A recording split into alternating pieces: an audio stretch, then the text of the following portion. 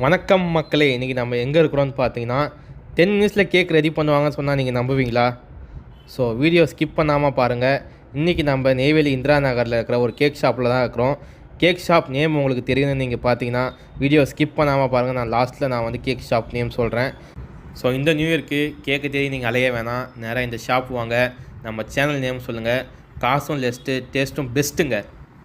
இன்றைக்கி எங்கள் வீட்டு பிரின்சஸ்க்கு பர்த்டே.